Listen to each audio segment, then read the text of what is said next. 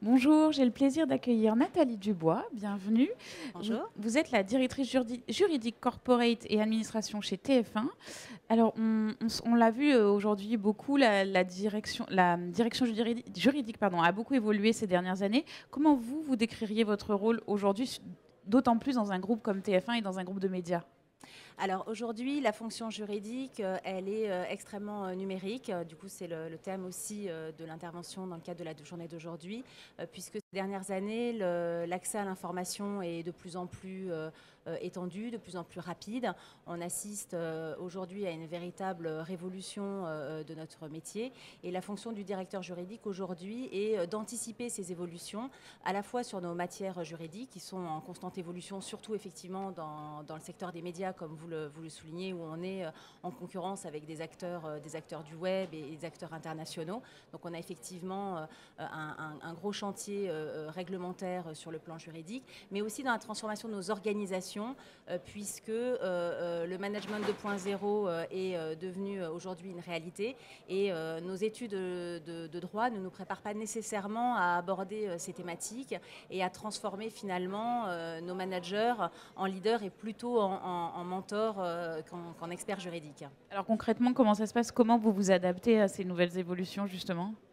Alors, on s'adapte déjà en ayant des adaptations un peu ciblées sur les segments finalement de nos fonctions qui sont les plus impactants.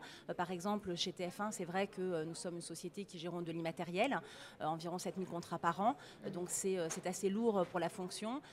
Et donc, nous avons effectivement entamé une transformation numérique depuis le début des années 2000 pour optimiser ce processus de gestion contractuelle et concentrer nos juristes là où ils ont de la valeur ajoutée. Donc c'est un chantier qui est extrêmement important pour nous et crucial pour être à même de répondre aux besoins de nos opérationnels dans un monde où tout va de plus en plus vite, où on nous demande plus et pas forcément avec plus de moyens, en tout cas plus de ressources humaines.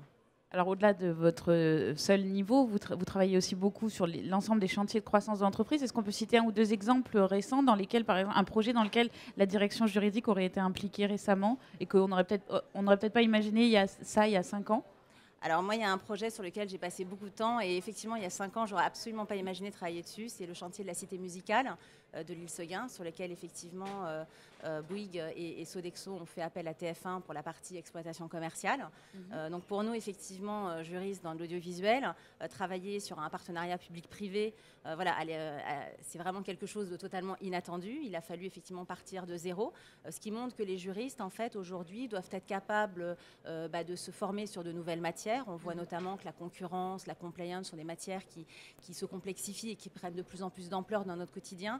Donc le juriste, aujourd'hui, il doit être capable de sortir de sa zone de confort et d'apprendre de nouvelles matières. Donc pour moi, ce chantier de la cité musicale de l'île Seguin a été un grand apprentissage et une grande humilité aussi de repartir à zéro sur une matière.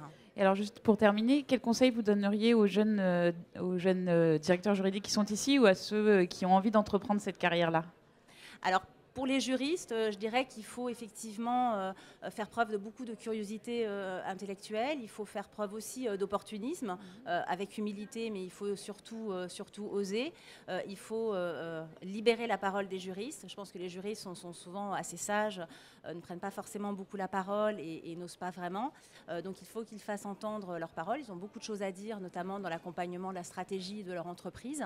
Et il faut de plus en plus qu'ils se positionnent justement dans cette valeur ajoutée, cet accompagnement stratégique et dans cette transversalité avec les différents métiers de l'entreprise.